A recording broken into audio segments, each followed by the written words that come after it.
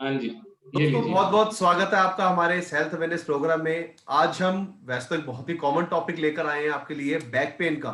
लेकिन अवेयरनेस इसके अंदर भी अभी बहुत जरूरी है। और इस चर्चा को आगे बढ़ाने में आज हमारे बीच जाने माने spine and back pain consultant doctor निपुण बजाज मौजूद हैं। सर बहुत बहुत स्वागत है आपका हमारे इस हेल्थ अवेयरनेस प्रोग्राम में। सर जिस तरह का हमने आज टॉपिक रखा है बैक पेन, आप बैक पेन के स्पेशलिस्ट हैं, तो सबसे पहले आप हमें ये बताइए कि बैक पेन होता क्या है और हमारी स्पाइन की जो एनाटॉमी है, थोड़ा वो बताइए हमारे दर्शकों को। नमस्कार सरबजीत जी, पहले तो धन्यवाद आपका हमें इस प्रोग्राम में शामिल करने के लिए। स्पाइन अगर मैं आपको बताऊं तो ये एक हमारी रीढ़ की हड्डी का स्पाइन का नीचे वाले हिस्से का मॉडल है, ठीक है। तो इसमें वर्टिब्रास होते हैं, जैसे इनको लंबार वर्टिब्रास कहते हैं, 1 नंबर 2 नंबर 3 नंबर, और इनके बीच में शॉक एब्जॉर्बर की तरह काम करने वाली हमारी डिस्क्स होती हैं। अब ये एक बहुत ही खास काम करते हैं, जो हमारी नसें हैं, दिमाग से लेकर पैरों तक जाना है नसों को, उनको रीढ़ की हड्डी में समेट के रखते हैं, यानी कि they provide cover for these. इसके साथ-साथ ये स्लीपिंग की मूवमेंट कराते हैं, movement, protection and a cover for the nerves. ये 3 इनके मेन काम हैं हमारे स्पाइनल कॉर्ड। और ये स्पाइनल कॉर्ड को हमने 3 हिस्सों में बाँटा होता है, गर्दन का हिस्सा ऊपर वाला, बीच में पीठ जिसको कहते हैं, और नीचे कमर जो लंबर स्पाइन कहते हैं। So it is cervical spine, thoracic spine and lumbar spine. These are the three parts of the spine. Component wise, there are bones, there is disc, there are joints and there are nerves. So these are the main 4 components. तो sir जब हम बात करते हैं back pen की, तो किस area में वो ज्यादा इफेक्ट होता है? हमारा अपर बैक, लोअर बैक या मिड बैक, इसको कैसे हम डिफाइन कर पाएंगे? देखिए, commonest back pain is in the lower back, which is called a lumbar spine. क्यों है अब ये? ये काफ़ी लोग कहते हैं कि back pain is a curse to us due to our evolutionary trends. जो पहले 4 पैरों पर चलने वाले जानवर थे, वहाँ से हम इवॉल्व हुए हैं। फिर बाइपेडल स्टैंस जिसको कहते हैं, 2 पैरों पर चलने वाले लोग जो, तो क्योंकि हमारी बॉडी मैकेनिक्स उतने इवॉल्व नहीं हुए हैं जितना हम बाइपेडल स्टैंस पे इवॉल्व हो गए हैं। This is a very common thing, everybody once in their lifetime will have a back.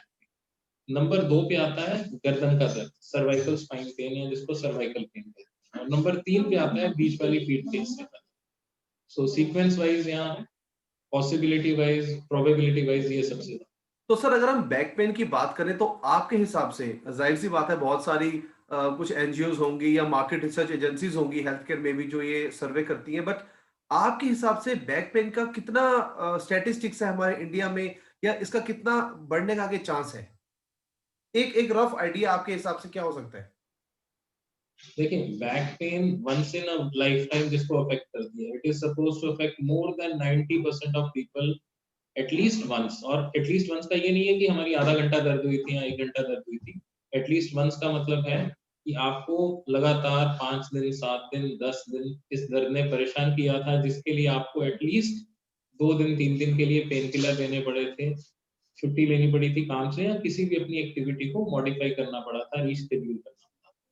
तो ऐसे चांसेस 9 आउट ऑफ 10 हैं। आई एम श्योर आप भी लोग अपने परिवार जी या सर, दोस्तों में बिल्कुल जानते बिल्कुल। हैं, वो बिल्कुल। खेलते-खेलते कमर खिंच दिया, ये हो गया। तो कितना ज़्यादा प्रेवलेंस है।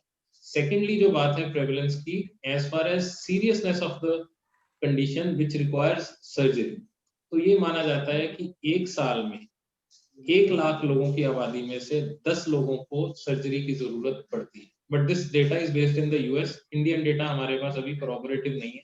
हम मान के चलते हैं इंडिया में सर्जरी का रेट यूएस से काफ़ी।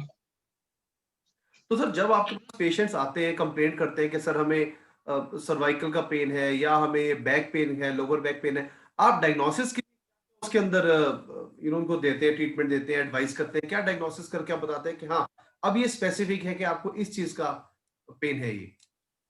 देखिए, हमारे डायग्नोसिस के 3 क्राइटेरिया होते हैं। सबसे पहला होता है हिस्ट्री, जिसका मतलब है कि हम पेशेंट से पूछते हैं। काफ़ी बार nearly 50-60% of the time patient को खुद को पता होता है। जैसे मान लो किसी का एक्सीडेंट हुआ, या क्रिकेट खेलते हुए उसकी खींच पड़ गई, या बच्चे ने उस पे जंप लगा दिया, उसने भारी वज़न उठाया था।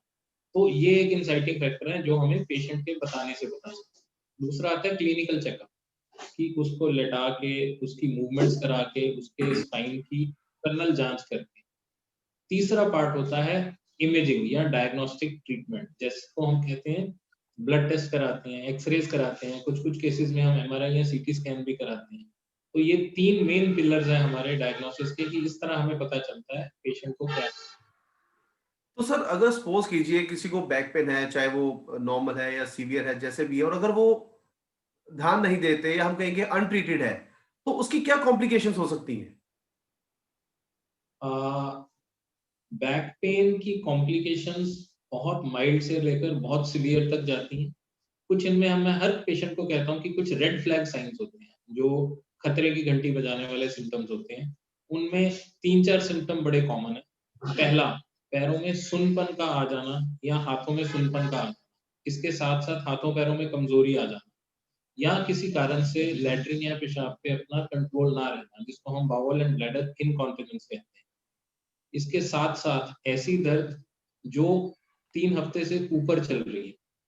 माइल्ड पेन जो 3 हफ्ते से ऊपर चल रही है या इतनी सीवियर पेन की जिससे चीखें निकल रही हैं। इन सब केसेस में आपको अपने डॉक्टर की सलाह लेनी पड़ेगी। वो चेक करके बता पाएँगे कि ये डेंजरस है या non dangerous. On the other hand common चीज़ है, आपने वज़न उठाया था, आपने क्रिकेट खेला, आपने एक्सर्शन करी, लंबी ट्रैवल करी, आप शाम को घर पहुँचे, आपको दर्द हो रही है कमर में। अगले दिन सुबह उठे तो लगभग आप ठीक हो चुके हो। This is a pain which can safely be ignored. तो खतरे की घंटियाँ अलग से और कॉमन बैक पेन अलग से। आपने एक बड़ा अच्छा टर्म अभी बोला, रेड फ्लैग्स। अगर हमें कुछ दिखे, कुछ निशानी ऐसी दिखे, तो हमारे बीच एक जाने माने फिजियोथेरेपिस्ट भी हैं, doctor लविका लविका Ahuja.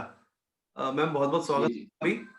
I am sure orthopaedic and physiotherapy का काफी अच्छा एक तालमेल होता है रिलैक्सेशन जी, थेरेपी में भी, और एक पेशेंट को ईज करने में उनकी पेन। अभी सर ने जैसे रेड फ्लैग्स के बारे में हमें कुछ बताया, आप क्या थोड़ा इसके ऊपर ऐड करना चाहेंगी? या आपके पास जो पेशेंट्स आते हैं बैक पेन से रिलेटेड, किस तरह की वो कंप्लेंट्स करते हैं ज्यादातर, जो आपको देखने में आई है, doctor Lavika? First of all, thanks for inviting me. And आप सेम केसेस हम भी देखते हैं बैक पेन के, बिकॉज जो पेशेंट्स आते हैं, patient mainly complain of, sometime they complain of localise pain आया है, समटाइम बहुत सिवियर रहता है तो वो रेडिएशन में भी जाता है, पूरा साइटिक नर्व इम्पिंजमेंट जिसको बोलते हैं, कि कहीं ना कहीं साइटिक नर्व इम्पिंजमेंट हो गई है जिसके कारण पूरे पैर में पेन आ रहा है, या उसके भी कई सारे कारणस होते हैं कि साइटिक नर्व इम्पिंज, कभी-कभार क्या होता है कि मेन नर्व रूट से इम्पिंज हो रही है, या कभी-कभार बट से मसल स्पैज्म हो जाती है, इसके कारण साइटिक नर्व इम्पिंज हो गई है। तो वो हमें रूल आउट करना पड़ता है कि किस कारण होता है। जैसे सर ने बताया कि बहुत ज़्यादा सीवियर हो तो we have to go for MRI, X rays. But अगर मसल स्पैज्म के कारण ये इश्यूज होते हैं तो वो हम इजीली रूल आउट कर लेते हैं। एंड द सिम्पटम, पेन से लेकर नमनेस तक ऐसे सिम्पटम हमें देखने को मिलते हैं जो पूरा पैर तक जा रहा है। कभी-कभार पेशेंट खाली नी तक भी बोलता है, कभी-कभार एंकल तक पेन जा रहा है, ऐसा भी बोलता है बैक पेन के केस में। समटाइम व्हाट हैपन इज के लोकलाइज्ड पेन भी रहता है, या पैरावर्टिब्रल एरिया में आ रहा है, पैरास्पाइनल एरिया में आ रहा है, तो वो भी, ये सब सिम्पटम्स हमें देखने को मिलते हैं, स्पेशली लोअर बैक एरिया में। सर एक बड़ा कॉमन क्वेश्चन मैं पूछना चाहूंगा आपसे और डॉक्टर लविका से भी, किस केसेस में एक ऑर्थोपेडिक्स फिजियोथेरेपी को रेफर करेगा कि हाँ अब आपको फिजियोथेरेपी की जरूरत है पेशेंट्स को, और किस केसेस में एक फिजियोथेरेपिस्ट होगी वो बोलेगी कि हाँ अब आपको एक ऑर्थोपेडिक ओपिनियन या आपको एक प्रॉपर इसके लिए सर्जिकल या नॉन सर्जिकल जो भी है वो ट्रीटमेंट कराना चाहिए या किसी ऑर्थोपेडिक को दिखाना चाहिए? तो मैं पहले निपुण सर से पूछना चाहूंगा, सर आप कब बोलेंगे पेशेंट को कि फिजियो के पास जाइए? देखिए, पहले एग्जामिनेशन के बाद once we decide that there are no red flag signs, यानी कि कोई भी खतरे की घंटियां नहीं हैं इसमें, तो हमें डिसाइड करना होता है कि इनको हमने ट्रीट करना है, इम्प्रूव करना है बाय कंजर्वेटिव। कंजर्वेटिव मैनेजमेंट का मतलब हो गया बिना सर्जरी किए, बिना मेजर कोई इंजेक्शंस लगाए या प्रोसीजर किए हमने ट्रीट करना है। तो उसमें अब हमारे पास क्या-क्या हथियार हैं, हमारे आर्मामेंटेरियम में क्या-क्या टूल्स हैं। तो उसमें एक है पेन किलर, दर्द की दवाई दे रहे हैं। दूसरा है फिजियोथेरेपी, कि उनको एक्सरसाइज करा के फिजियोथेरेपी में अलग-अलग मॉडलिटीज आजकल काफ़ी तरक्की हो गई है। इंटरफेरेंशियल थेरेपी है, टेंस थेरेपी है, अल्ट्रासोनिक थेरेपी है, डायाथर्मी है, इसके अलावा ट्रैक्शन है, बहुत सारी मॉडलिटीज। तो उस पेशेंट की पेन के लिए क्या अप्रोप्रिएट है, फिजियोथेरेपी, पेन किलर, रेस्ट। मैं हमेशा कहता हूँ हम लोग टाइम को, जो समय इतना बलवान होता है, आज जो पेशेंट कराता हुआ हमारे पास पेन में आता है, and if we test that patient and we find out कि इसको कोई भी रेड फ्लैग साइन नहीं है, कोई प्रॉब्लम नहीं है, तो the best thing is time and rest. इसके साथ ऑफ कोर्स पेन किलर्स चाहिए, इसके साथ ऑफ कोर्स फिजियोथेरेपी चाहिए, इसके साथ इनको ऑफ कोर्स कुछ-कुछ चीजें चाहिए। तो मेरा फिजियोथेरेपी रेफर करने का सिर्फ एक कारण होता है, व्हिच इज से 90% ऑफ केसेस ऐसे केसेस जाते हैं जिनमें हमें सर्जरी नहीं करनी है, but the patient is in pain and they need around 10 to 20 days of physiotherapy and they get better. Doctor Lavika, आप बताइए कि आपको क्या लगता है कि किस केसेस में आपको लगता है कि हाँ, अब इन पेशेंट्स को एक ऑर्थोपेडिक ओपिनियन लेना चाहिए? किस केसेस में आपको ऐसा लगता है? समटाइम हमें भी ऐसे पेशेंट्स मिलते हैं after even after a month of physiotherapy, patient complain of कि अभी भी पेन नहीं जा रहा है, अभी भी एक लोकलाइज पेन बना हुआ है, एंड वो इम्पिंजमेंट सा फील करता है पेशेंट ड्यू टू, क्योंकि उसका जो डिस्क बल्ज है वो ग्रेड 3 तक पहुंचा हुआ होता है। तो ऐसे केसेस में इवन आफ्टर फिजियोथेरेपी जब रिजल्ट्स नहीं आते, then we recommend that you should go to see a orthopaedic, और you need some kind of minor surgery, and he will look out that. तो इस केस में हम डेफिनेटली जब ग्रेड 3 डिस्क बल्जिंग रहती है तो डेफिनेटली हम ऑर्थोपेडिक को रेफर करते हैं, और थ्रू फिजियोथेरेपी जब उसको रिजल्ट्स नहीं आ रहे होते हैं। डॉक्टर निपुण, आप एक spine and back pain consultant है, तो आजकल जाहिर सी बात है मेडिकल साइंस ने बहुत तरक्की करी है हर फील्ड में, चाहे वो न्यूरोलॉजी हो, चाहे वो यूरोलॉजी हो, चाहे वो आई केयर में हो, कहीं भी हो। तो जाहिर सी बात है कि स्पाइन एंड डिस्क में भी बहुत सारे नई नई चीजें आ गई हैं, नई मोडालिटीज आ गई हैं। तो आप हमारे दर्शकों को बताइए कि क्या लेटेस्ट ट्रीटमेंट्स अवेलेबल हैं जो पहले इतने नहीं होते थे या इतने इफेक्टिव नहीं थे, और आज लेटेस्ट इंस्ट्रूमेंट्स आ गए हैं या लेटेस्ट टेक्नोलॉजीज आ गई हैं, और आगे इनका क्या स्कोप रहेगा? तो लेटेस्ट क्या ट्रीटमेंट्स आ गई हैं? मैं बोथ से जानना चाहूंगा, सर्जिकल्स भी और नॉन सर्जिकल भी। देखिए, ट्रीटमेंट में दो तरह की डिफरेंट थेरेपीज हैं। एक है कि जो हमारे पास पहले से इक्विपमेंट मौजूद थे, उनको बहुत ज्यादा इम्प्रूव कर दिया गया है। आप किसी भी चीज को कंपेयर करें, जैसे मोबाइल फोन आज से 10 साल पहले कैसे थे, आज कैसे हैं, गाड़ियां कैसी थी, इसी तरह मेडिकल इक्विपमेंट, वही माइक्रोस्कोप जो आज से 10, 15, 20 साल पहले हम यूज करते थे, और आज की डेट में जो हम माइक्रोस्कोप सर्जरी करने के लिए यूज करते हैं, that there is a sea change in the improvement, there is a lot of improvement. इसी तरह इंस्ट्रूमेंट्स हैं जो जिनसे हम डिस्क रिमूव करते हैं, हम सेफ्टी से स्पाइनल कॉर्ड को बचा सकते हैं। These there has been an improvement in microscope and in the instruments. These have been there for 30 years, 40 years, improved now. Then the second part is new edition. New edition में एक जो of late काफी popular हो रहा है, that is endoscopic spine surgery. कि जिस तरह घुटनों में आर्थ्रोस्कोपी की सर्जरी करी जाती है, पेट में लेप्रोस्कोपी की करी जाती है, स्पाइन में आजकल एंडोस्कोपी की सर्जरी।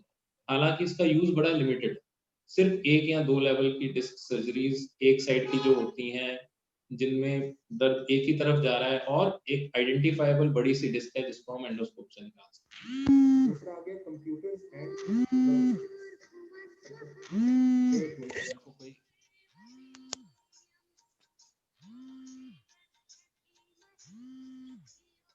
बेटा घर से फोन आ रहा है, मेरे को फोन करके उनको बोल दे कि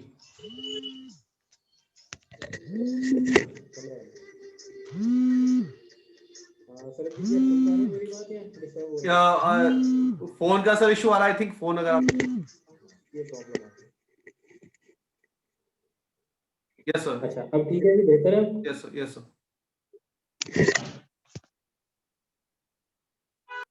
यस सर। हाँ, अच्छा, तो दूसरा है जो नई मोडेलिटीज आई हैं, उनमें सबसे इम्पोर्टेंट आया है रोबोट ओ आर्म। ये दो चीजें हैं, रोबोटिक असिस्टेड सर्जरी है जिसमें कंप्यूटर में सारी स्पाइन की अलाइनमेंट डिस्प्ले हो जाती है। जब हम स्क्रूज डाल रहे हैं, जो पार्ट हम निकाल रहे हैं, जिस पार्ट को हम रिपेयर कर रहे हैं, उसको हम एनलार्ज फॉर्म में वीडियो में देख पाते हैं, उसकी एनिमेटेड फॉर्म में देख पाते हैं, और एनिमेटेड फॉर्म में उसके ऊपर टेस्ट कर पाते हैं कि क्या जो हम कर रहे हैं वो ठीक है या नहीं। So robotic surgery and endoscopic surgery is new, microscope is improve. हमारे साथ कुछ लोगों ने भी ज्वाइन करा है, मैं रिक्वेस्ट करूंगा। इंद्रप्रीत जी, सुन पा रहे हैं आप मुझे? हाँ जी, कम अगेन। इंद्रप्रीत जी, आप कुछ क्वेश्चन पूछना चाहेंगे बैक पेन से? हाँ जी सर। हाँ जी ये सर मुझे भी बैक पेन की प्रॉब्लम है बहुत, इसीलिए मैं भी सुन रही हूँ जो आप डॉक्टर जी साहब बता रहे हैं। जी। पहले मैं मैम के पास भी एक बार दिखा के आई थी, तो कुछ एक्सरसाइज उन्होंने बताई थी, उससे मुझे बहुत आराम मिला था। लेकिन ओके विंटर्स जब शुरू हुई है तो फिर प्रॉब्लम शुरू हो गई है। जी। तो क्या पूछना चाहती हैं डॉक्टर साहब से? ये सर कि जैसे क्या करना चाहिए, जैसे अब बैक पेन है तो उसके लिए क्या करें हम? सर विंटर्स जैसे का सीजन, जैसे हम देख सकते हैं कि सर्दियों का सीजन आगे, हाँ, तो उसमें हमारी मसल स्टिफनेस और हमारा स्पैस्म जो है वो बढ़ जाता है। तो हम्म। डॉक्टर निपुण, आप क्या एडवाइस देना चाहेंगे ऐसे पेशेंट्स को? देखिए, मेरा एडवाइस एक क्लियर एडवाइस होता है कि जो भी पेन आपको 10-15 दिन से ज्यादा परेशान कर रही है, उसको सबसे पहले एक बार कंसल्ट करके चेकअप कराएं और अपने डॉक्टर से डिस्कस करें कि क्या ये कोई सीरियस बात लग रही है या ये mechanical back pain. Mechanical back pain से हमारा मतलब है ऐसी पेन जिसमें कोई सर्जरी या मेजर इंटरवेंशन वगैरह की जरूरत नहीं है, सिंपली एक्सरसाइजेज और फिजियोथेरेपी और कंजर्वेटिव ट्रीटमेंट से ठीक करना है। If it falls into the category जिसमें कोई डेंजरस बात नहीं है, देन वी एक्चुअली सजेस्ट कि आप एक्सरसाइजेस करें, कुछ मेडिसिन लें, try to find out the reason. Calcium या विटामिन डी की कमी है तो उसको फुलफिल करना पड़ेगा। If it is a muscle tear, तो muscle relaxants or other supportive therapies including physiotherapy. If it is weakness of the muscles, तो आपको muscle की strengthening exercises करनी पड़ेंगी। If it is a combination of all these, तो इन सबको combine करके करना पड़ेगा। But again, as I told you, first thing is to get yourself checked up. Basic investigations include a X-ray and certain blood tests. If there are any danger signs, तो उस case में हम कहते हैं आप MRI कराएं। Most likely इनको exercises physiotherapy की रिक्वायरमेंट ही रहेगी। डॉक्टर लविका, आप इसमें कुछ ऐड करना चाहेंगी कि जैसे इंद्रप्रीत जी ने क्वेश्चन पूछा कि सर्दियां बढ़ रही हैं तो हमारी थोड़ी, जाहिर सी बात है, बॉडी मूवमेंट भी कम होती है, तो क्या बेसिक एक्सरसाइज हम घर पे ऐसे कर सकते हैं या अपनी बैक पेन को थोड़ा सा रिलीज करने के लिए कर सकते हैं? बिल्कुल कर सकते हैं। बेसिकली फर्स्ट ऑफ ऑल जो हमारा प्रायोरिटी रहता है दैट इज, जैसे सर ने बताया, मैकेनिकल इशू है वो चेक करना बहुत जरूरी है। एंड देन आफ्टर आपका पोस्चर कैसा रहता है, आपका डेली रूटीन कैसा रहता है, आइदर आपकी वॉकिंग है डे में या कितनी वॉकिंग है वो देखना बहुत जरूरी है। आप फिजिकली कितने एक्टिव रहते हैं, आपका लाइफस्टाइल कैसा है, दैट विल जो इस चीज को एग्रीवेट कर रहा है या वो उसके थ्रू क्या इश्यूज आ रहे हैं वो देखना बहुत जरूरी होता है। And then after we decide कि हमें कैसे इसको डील करना है। मोस्ट ऑफ द केसेस में व्हाट हैपन इज कि कोर बहुत वीक रहता है जिसके कारण ये इश्यूज और बढ़ जाते हैं। तो कोर को एक्टिवेट करना बहुत जरूरी रहता है, especially low back के केस में। So some are the core exercise are available जिसके थ्रू भी हम बहुत अच्छे रिजल्ट्स दे सकते हैं स्टार्टिंग में by activating our core muscles. So that all depend. You have to first consult a physician or orthopedic for that or a physiotherapist, and then we'll decide कि क्या issue आ रहा है। Thank you. Thank you. Haridarshan ji, आप कुछ पूछना चाहेंगे doctor निपुण से, डॉक्टर लविका से? कुछ बैक पेन से रिलेटेड इशू हो आपका?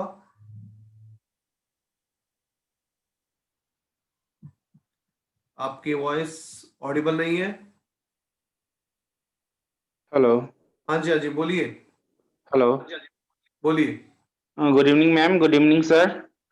सर, अगर यंग पेशेंट में इस low back pain, joint pain अगर हो तो उसके लिए क्या एक्सरसाइज से या फिर योगा और से ठीक हो सकता है या फिर उसके लिए ट्रीटमेंट कराना जरूरी है?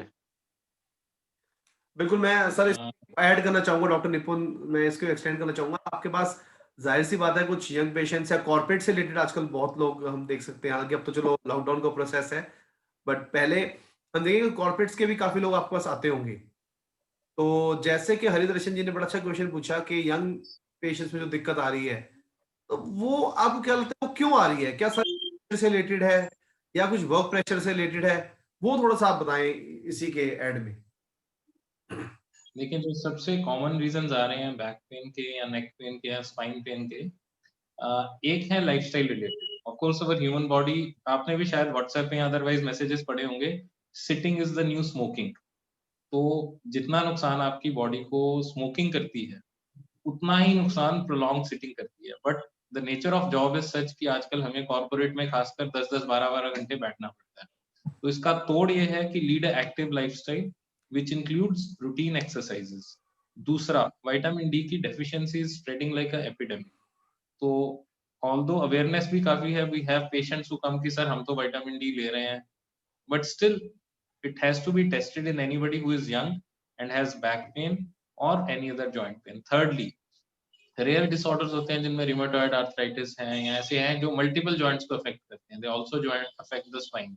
सो उसके लिए कुछ ब्लड टेस्ट करवाने पड़ते हैं।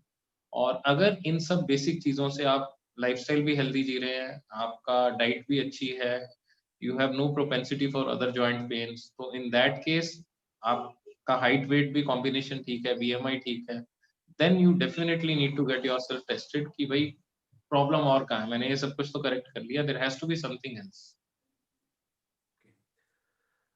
सर एक बात बताइए, व्हाट इज किसिंग स्पाइन? बड़ा आपने न्यूज में सुना होगा। जी तो यूजुअली जो है हमारा स्पाइन है, ये एक स्ट्रेट रहता है रॉड की तरह, मतलब right from bottom of the head to the, तो sometimes it gets curved upon itself, so the straight thing actually gets curved and touches itself, so it is a kind of either a kyphotic deformity or a kyphoscoliotic deformity। तो ये normal नहीं है, kissing spine ये होता है। दूसरी बात रही किसिंग ऑस्टियोफाइट्स और kissing vertebra, they are totally different. Just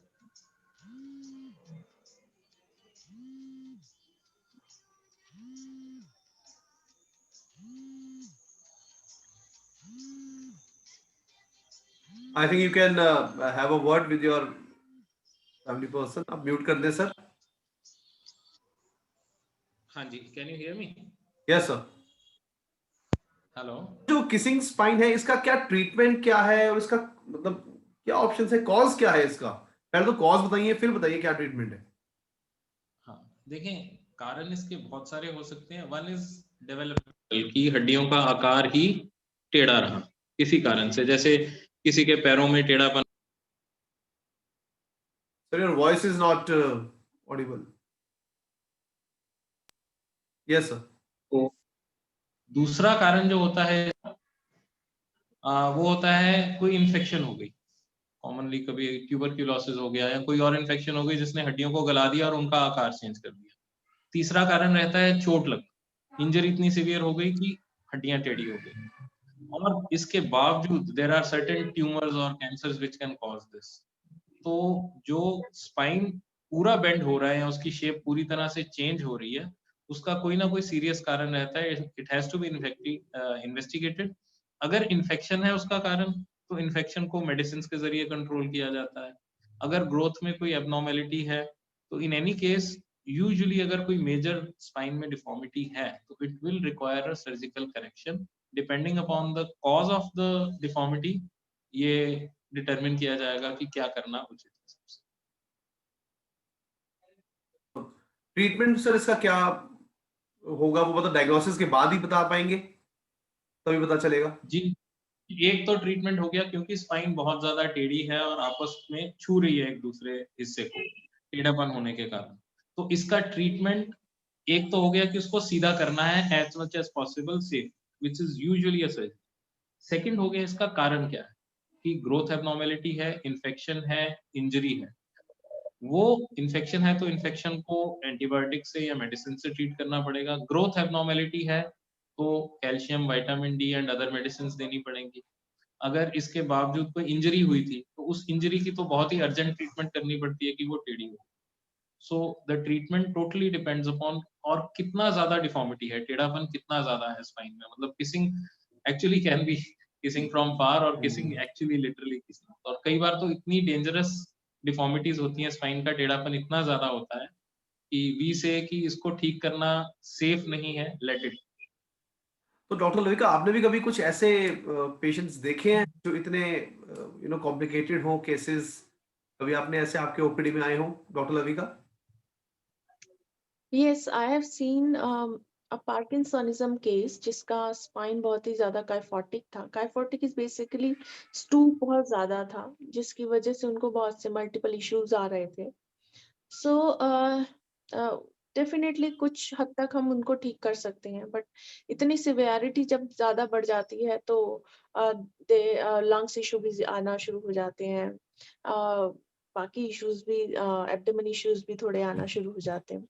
So yeah, at one extent हम उनको treatment दे सकते हैं, and definitely surgery will help them out, and after that definitely जैसे सर ने बताया, अगर किसिंग वगैरह ऐसा सच नहीं है तो फिर उस केस में सर्जरी के थ्रू भी आराम आ जाता है. Physiotherapy definitely help them out by, अगर हम उनका कोर एक्टिवेट करते हैं, थोड़ा सा मसल स्ट्रेंथनिंग एक्सरसाइज पे जाते हैं, they definitely get results from there. चलिए सर, मैं एक लास्ट क्वेश्चन आपसे पूछना चाहूंगा. हम देखते हैं कि हमारा डेली लाइफ लाइफ जा रहा है, हमारा वियर एंड टियर प्रोसेस बहुत रहता है. Sir, DBD, degenerative disc disease, ये क्या है हमारे दर्शकों को बताइए, और इसके क्या सिम्टम्स हैं या कॉज या क्या ट्रीटमेंट्स अवेलेबल है? देखें, जिंदगी का एक नियम है कि एज वी प्रोग्रेस हमारी बॉडी के सारे ऑर्गन्स धीरे धीरे कमजोर होते जाते हैं. अब इसको वियर एंड टियर कह सकते हैं, डीजनरेशन कह सकते हैं. एक स्टेज आती है जब हर चीज नश्वर है, उसने अंत होना है. But say between the ages of 50 and 80 और 85 इनकी कैपेसिटी टू रीग्रो बहुत कम हो जाती है. इसको कहते हैं degenerative disc disease. Now degenerative disc in a 60 और 70 year old person is expected. लेकिन अगर वैसे ही चेंजेस हमें 20 साल की उम्र में, 30 साल की उम्र में, 40 साल की उम्र में दिखें तो we call it a disease. So disease is वही चेंजेस जो हमें 70 साल में आने चाहिए थे, वो हमें 35 साल की उम्र में आ गए स्पाइन में, डिस्क में. तो then it takes the form of a disease, degenerative disc disease. अब इसकी ट्रीटमेंट क्या है? Depends again upon the stage of degeneration. If it is a mild stage, early stage, उसको हम मेडिसिन के जरिए, एक्सरसाइजेस के जरिए और कुछ प्रिकॉशंस लेके रिवर्स कर सकते हैं, या एटलीस्ट उसको स्टेबल कर सकते हैं कि फर्दर डीजनरेशन ना हो. अगर उसकी स्टेज बहुत बढ़ चुकी है तो then we need to actually remove the disc and put either artificial disc उसकी जगह पर, या उसकी जगह पर कुछ स्पेसर डालना. तो degenerative disc disease is a name given to a problem जो समझ लें आपकी 35 साल में 70 साल की स्पाइन हो गई, तो उसको हम ये कहते हैं. मतलब अगर यंग, आपके हिसाब से कहेंगे तो हम यंग एज में अगर दिक्कत आए तो उसको हम कहेंगे डिजीज, और अगर एक एज के बाद आती है 60 या 65 के बाद तो हम कहेंगे एक प्रोसेस. ठीक है सर? Yes. जी. Thank you so much sir. Sir, एक लास्ट क्वेश्चन एक और हमें आ रहा है कि एनक्लोजिंग स्पॉन्डिलाइटिस, ये क्या चीज है? देखिए, ये एक ऐसी बीमारी का नाम है जिसमें जोड़ों की फ्लेक्सिबिलिटी, खासकर रीढ़ की हड्डी की फ्लेक्सिबिलिटी खत्म हो जाती है. तो जो लचक होती है वो खत्म हो जाने की वजह से मूवमेंट्स बड़ी स्टिफ हो जाती है. अब इनमें दो इश्यूज आते हैं. एक तो पेशेंट की हड्डी अगर तो नॉर्मल पोजीशन में हुई है फिक्स, तब तो कोई प्रॉब्लम नहीं है. लेकिन कईयों की हड्डी फिक्स हो जाती है ऐसे कि उनकी गर्दन या तो बहुत ज्यादा नीचे की तरफ झुकी हुई है, या कुबड़ में, या टेढ़ी हो रखी है. तो उस केस में, सीवियर केसेस में तो उनको सीधा देखना भी मुश्किल होता है. तो ऐसे केस में उनको सर्जरी की जरूरत होती है. हमारा टारगेट होता है कि एंक्सपॉन्ड को या एंकाइलोजिंग स्पॉन्डिलाइटिस की बीमारी को जल्दी पकड़ा जाए, उसको फ्लेक्सिबिलिटी की एक्सरसाइजेस सिखाई जाए, उसको रेगुलर फिजियोथेरेपी कराई जाए, दवाइयां दी जाए कि ये बीमारी और जोड़ों को खराब ना करे. खराब हो गई तो देन ऑफ कोर्स इसमें फ्लेक्सिबिलिटी मेंटेन करना सबसे इम्पोर्टेंट चैप्टर है, पार्ट है. आई थिंक फिजियोथेरेपी भी बहुत बड़ा रोल है हमारी फ्लेक्सिबिलिटी के अंदर, स्पाइन फ्लेक्सिबिलिटी या जॉइंट फ्लेक्सिबिलिटी के अंदर. तो I think we should wind up the session. बहुत अच्छा लगा हमें. इंद्रप्रीत जी, कुछ आप और क्वेश्चन पूछना चाहेंगे? इंद्रप्रीत जी, हाँ जी, हाँ जी सर. कुछ पूछना सर, चाहेंगे मैंने क्वेश्चन? ये पूछना था, जैसे रात को जैसे हम सो रहे होते हैं तो हाथों में सुन्नपन क्यों हो जाता है और पैरों में? जब हम हाथों की मूवमेंट करते हैं तो उसके बाद वो ठीक होता है, या वीकनेस की वजह से है, या वैसे कोई प्रॉब्लम है ये ये? स्टेज वन होती है जब नर्व्स के ऊपर कंप्रेशन आती है. तो पहली स्टेज में हम कहते हैं कि ये हाथों का सुनपन तभी आता है जब लॉन्ग पीरियड्स ऑफ इनएक्टिविटी हो जाती है, यानी कि रात को सोने के बाद. तो हाथों में कॉमन कारण है कार्पल टनल सिंड्रोम. इसमें पहली स्टेज पे मैं सजेस्ट करूंगा कि आप विटामिन B12 लें, जिससे नसों में थोड़ी ताकत वापस आती है।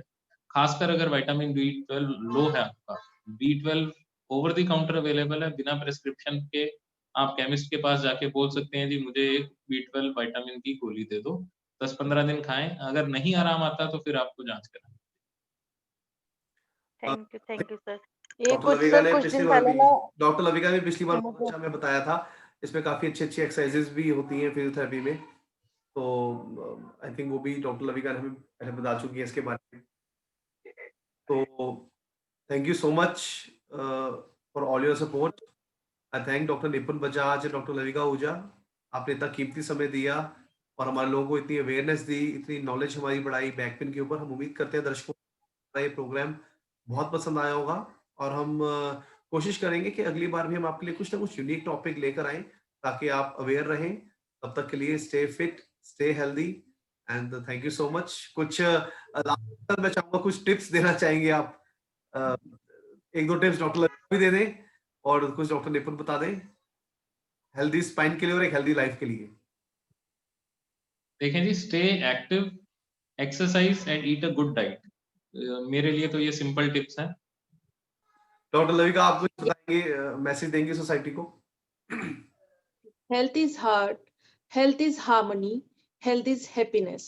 So you have to continue your exercise, eat well, get good sleep, and do some relaxation techniques. So इसी के साथ हम इसको end करते हैं, and thank you so much for inviting us. Thank you. Thank you so much sir, thank you so much. दर्शकों आपने बहुत बार अपना कीमती समय दिया और हम चाहते हैं किसी भी तरह का अगर आपको हेल्थ इशू है प्लीज उसे इग्नोर ना करें। आज ही अपने फिजिशियन को या अपने हेल्थ केयर प्रोवाइडर से जरूर संपर्क करें और एक अच्छी और सेहतमंद जिंदगी जिए। Thank you so much. Thank you जी, थैंक यू।